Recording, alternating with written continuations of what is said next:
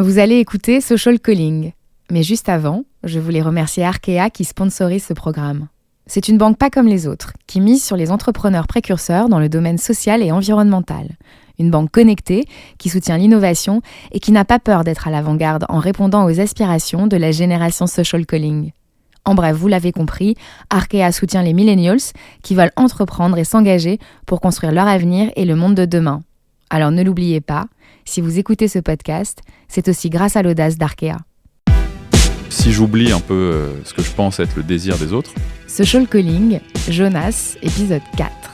Voyons ce qui, moi, me ferait le plus kiffer. Mais même si on me dit non 1000 fois, je continuerai à m'acharner. Je connais Jonas depuis 2 ans. On s'est rencontrés dans une loge avant une émission télé.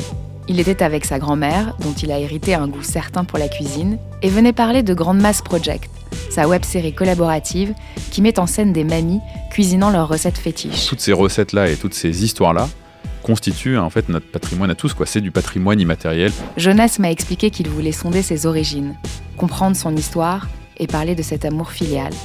Ah, l'amour. Jonas en connaît un rayon apparemment. Écoutez son histoire, il a mis les petits plats dans les grands. C'est à moi. C'est à toi. Raconte-moi cette rencontre avec Benjamin. Alors, Benjamin, c'est mon meilleur ami et mon plus vieil ami. Souvent, j'aime bien dire les deux. On est nés à 18 jours d'écart, donc à l'automne 1982. Et on se connaît depuis toujours, puisqu'en fait, nos pères étaient déjà amis au lycée. Donc, quand on est né, on s'est connus, vraiment, je pense, au bout de, si ce n'est quelques jours, quelques semaines. Et on a grandi toujours très proches l'un de l'autre, à tous les stades de la vie, en fait. Et donc, quand j'étais ado, j'étais amoureux d'une fille qui s'appelle Julie. Et j'étais à l'époque un garçon plutôt introverti. Les filles que j'aimais bien moi, ou dont je tombais un peu amoureux, me prenaient pour un bon copain. Tu vois, j'arrivais pas trop à transformer le truc, quoi.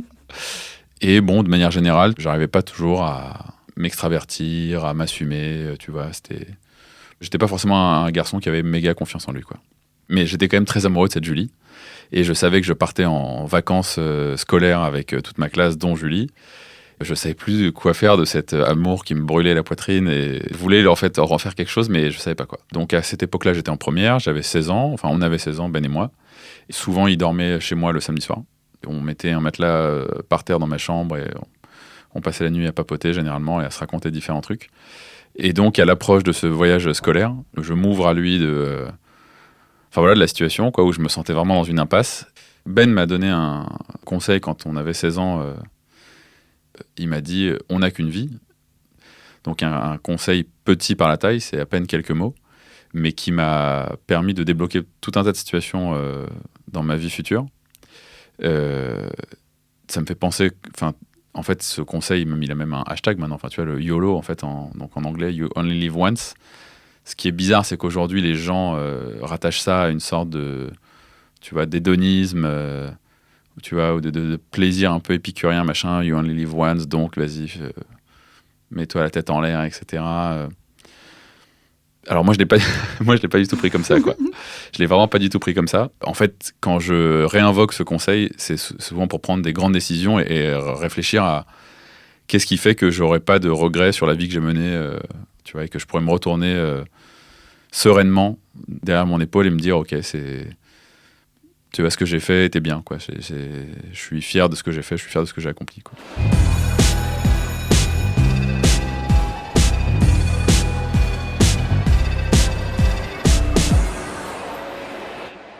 Peu après mes 30 ans, donc quasiment 15 ans plus tard, j'en étais à un stade niveau boulot où j'avais réalisé un film documentaire à la sortie de mes études, donc un film que j'avais très envie de faire, sur une communauté juive en Inde, à Bombay. J'avais vécu à Bombay 4 mois, etc. Bon, méga kiff. Et puis après, en rentrant à Paris, je me suis un peu pris la réalité en pleine gueule.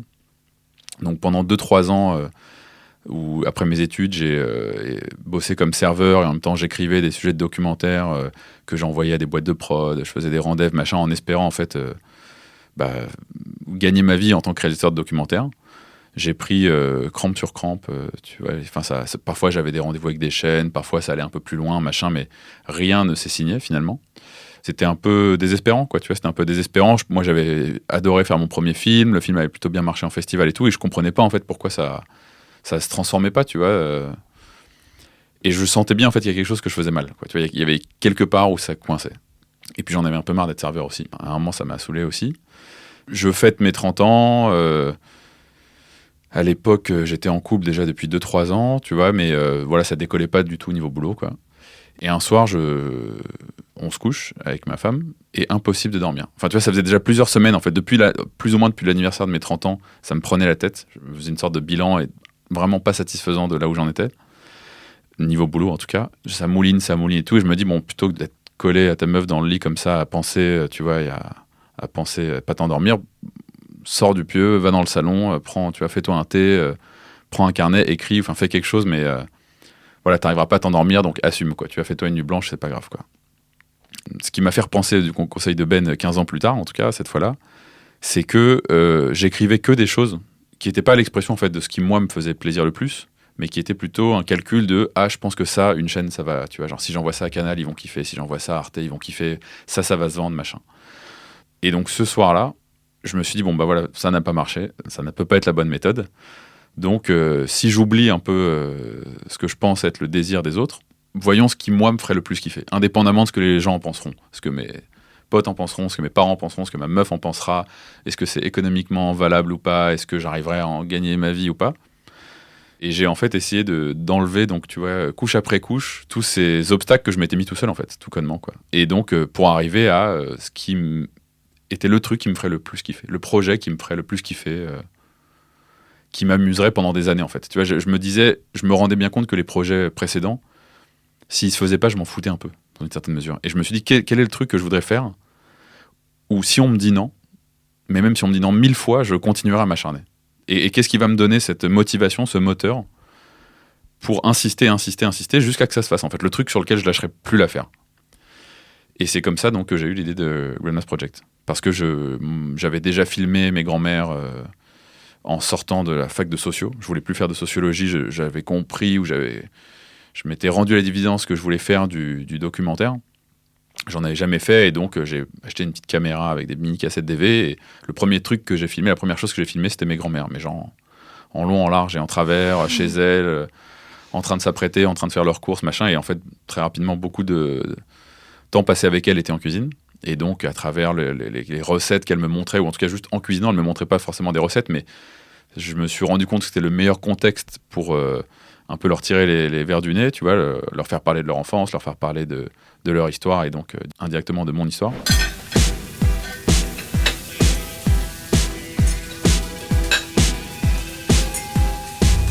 L'idée qui, moi, me séduisait le plus, en fait, tout connement, c'était de faire des films par d'autres, en fait, d'inviter des gens à faire des films sur leur grand-mère. De pas, moi, aller faire un tour du monde des grand-mères ou un tour de France des grand-mères, mais de proposer à des gens dans le monde entier de filmer directement, eux, leur grand-mère, comme moi, je l'ai fait, en fait, avec mes grand-mères, en 2005, de dire aux gens, prenez une cam et filmez vos grand-mères. D'une part, d'abord, filmer ces recettes qui sont magnifiques et qu'on est en train de perdre, et demandez-leur de raconter leur vie, quoi. Et apprenez votre histoire, quoi. Apprenons notre histoire, en fait. Moi, je voyais ça vraiment comme un truc collaboratif. Et donc, en me projetant là-dedans, donc, je m'excitais, tu vois, tout seul, donc, en pleine nuit. Et je me suis dit, putain, mais effectivement, si plein de gens dans le monde entier commencent à réunir dans une même plateforme, sur une même plateforme, des recettes, des récits, etc., et que tu as des Japonais qui font ça, tu as des Sri Lankais qui font ça, des Colombiens qui font ça et tout, mon sentiment, c'était que on pouvait dire toutes ces recettes-là et toutes ces histoires-là constituent en fait notre patrimoine à tous, quoi. C'est du patrimoine immatériel, etc. Et donc je vais sur le site de l'UNESCO, je me dis putain, c'est ouf, est-ce que personne n'aurait pensé à ça, genre les recettes comme patrimoine immatériel et tout. Et je me suis dit ce soir-là, donc quand j'ai un peu conçu le projet tel qu'il est aujourd'hui, je me suis dit franchement le truc qui ferait la bascule sur le projet, c'est obtenir le patronage de l'UNESCO, quoi. Et bon, après du coup ça m'a mis plusieurs années à l'obtenir, mais je l'ai obtenu, quoi. N'ayant aucun contact à l'UNESCO et tu vois, ne sachant pas comment prendre le truc, et l'UNESCO étant basé à Paris, je me suis dit, je vais aller alpaguer la directrice de l'UNESCO. Je vais la choper quelque part et je vais lui pitcher mon projet, quoi. Et donc, je la stalk, etc. Et je vois qu'à un moment, elle donne une conférence à la BNF un matin. Je vais à la conférence. Vraiment, alors, je pourrais pas dire le sujet parce que j'y allais pas pour ça. Je me pose au premier rang, près de la sortie et tout. Elle fait sa petite intervention. Et je vois qu'elle se barre, en fait, pendant la conférence, tu vois. Après, il y a d'autres personnes qui devaient parler, elle se barre. Donc, je me barre aussi. Elle file, tu vois, comme ça, direct dans les couloirs de la BNF. Et en gros, je la chope alors qu'il y a, genre, plusieurs assistants, machin, etc., qui sont autour d'elle, qui, genre, Ma mère, genre, mais t'es un fou, genre, tu oses lui parler en direct et tout, genre, pourquoi tu t'incrustes dans notre groupe, en fait? Et en gros, en marchant, je lui pitch le truc, genre, Madame Bokova et tout, est-ce que je peux juste pas vous dire un mot sur mon projet? Je pense vraiment qu'il faudrait que l'UNESCO le soutienne, etc., machin. J'arrive à arracher la carte de visite de la directrice. Et en fait, après, du coup, j'ai fait un mail et ils m'ont rebasculé sur la responsable de tout le patrimoine immatériel de la culture. Comme ma recommandation, enfin, j'ai fait genre, je vous écris de la part de Irina Bokova, ils m'ont pris au sérieux, tu vois. Et voilà, quoi. Mais donc, c'est un exemple parmi beaucoup d'acharnement de ma part suite à cette nuit blanche. Et finalement, tu lui as dit je t'aime à cette Julie? Et finalement, j'ai dit je t'aime à cette Julie. Je tremblais. J'étais. Donc, on était dans des sortes de ruines. Je sais plus si c'était à Rome ou tu vois, ou quelle ruine italienne, parce qu'il y en a un paquet. Et donc, on s'est retrouvés un moment tous les deux. Et genre, le temps était suspendu, quoi. Et en fait, vraiment le déclic, tu vois, je me suis dit comme un mantra, genre, ok, on n'a qu'une vie, vas-y, tu lui dis, quoi. Et donc, je lui ai dit. Et ça n'a rien changé, puisqu'on n'est pas sortis ensemble. Mais au moins, je lui ai dit, et j'étais hyper fier de moi. Et ça, en fait, c'était la première fois de ma vie, tu vois, que je dépassais ma timidité, que je dépassais mes frayeurs, quoi. Au moins de l'avoir dit, c'était un très gros pas en avant.